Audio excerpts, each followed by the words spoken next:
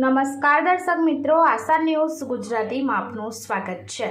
સમાચાર મળી રહ્યા છે ભરૂચ જિલ્લાના વાગરા તાલુકાથી। બેરસમ ગામની સીમના ખેતરો પાણીથી તબાહ।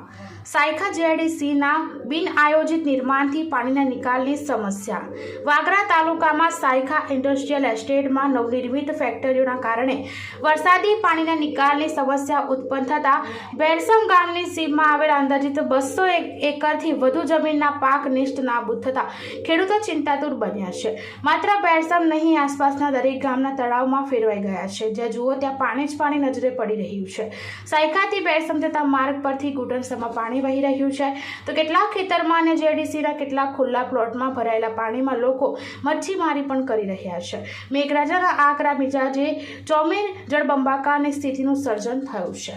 બ્યુરો રિપોર્ટ સરફરાજ સોલંકી સાથે આશા ગુજરાતી। મારું નામ જનમેશભાઈ કનુભાઈ પટેલ, રહેવાસી ગામ બેરસમ, તાલુકો વાગરા, જિલ્લો ભરૂચ।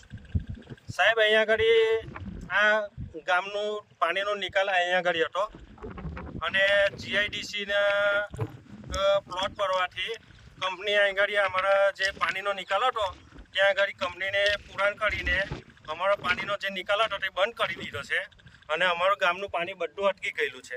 તેમાં નર્મદા વસાહતના ખેડૂતો પણ છે અને બેરસમ ગામને આખી સીમ છે, બરાબર।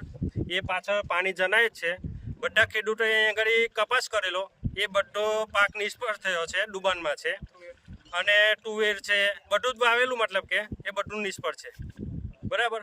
અને આ અહીંયા આગળ મામલતદાર સાહેબ આવી ગયા અને અહીંયા આગળ અમને કંપનીને ધાર પર ખોદવાનું કીધું, એ કામ પટાવ્યું છે, પણ તો પણ આનો હલ નથી થવાનો, કારણ કે મેઇન રોડ પર જે નારું છે તે એક જ ભૂંગળું છે અંદર। હવે એ તોડવાની વાત અમે કરેલી છે, પણ તે એમને એવું કીધું છે કે જીઆઈડીસીમાં તમે જાણ કરો, બરાબર। એટલે અમે જે અમારું કામ અહીંયા આગળ કરવાનું હતું તે કરાવી દીધું છે, પણ તો એ પ્રશ્ન તો એ જ રહેવાનો છે અને આનો નિરાકરણ નહીં આવે તો આ પાણી છેક શિયાળા સુધી સુકાવાનું નથી અને ખેડૂતોથી કશું થવાનું નથી, બરાબર। તમારી સમસ્યાનું સમાધાન નહીં થાય તો આગળની તમારી રણનીતિ શું રહેશે? આગળની રણનીતિ એવી રહેશે અમારી કે અમે બધે જ જાણ કરીશું, ઉપલા અધિકારીઓ સુધી જઈશું અને જીઆઈડીસીમાં પણ જઈશું અને આનું વળતર અમે વળતરની વાત કરેલી છે। તો મામલતદાર સાહેબે એવું કીધું છે કે નુકસાનીનું જે એ છે તે સર્વે કરવા આપણે ગ્રામ સેવક આવવાના છે, પણ ગ્રામ સેવકને અમે રજૂઆત કરી છે તો ગ્રામ સેવક એવું કહે છે કે અમને ગવર્મેન્ટ તરફથી જે નુકસાનીનું સર્વે કરવાનું કીધું છે તે જ થશે, અમારે એની જોડે કોઈ લેવા દેવા નથી। અમારું નુકસાન કંપનીથી થયું છે, બરાબર। આ કંપનીએ પાણી રોક્યું છે અમારું, એમને નિકાલ કર્યા વગર, એટલે આ બધું પાણી ભરાયું છે પાછળ। કેટલી ખેતીની જમીન કેટલી છે? લગભગ 1200 વીઘા જમીન હશે અહીંયા આગળ। આજે જે કંપનીને તમે દોષિત ઠેરાવો છો એનું નામ ખબર છે તમને? ના, નામ ખબર નથી, હજુ બોર્ડ એ લોકોએ લગાવ્યા નથી સાહેબ।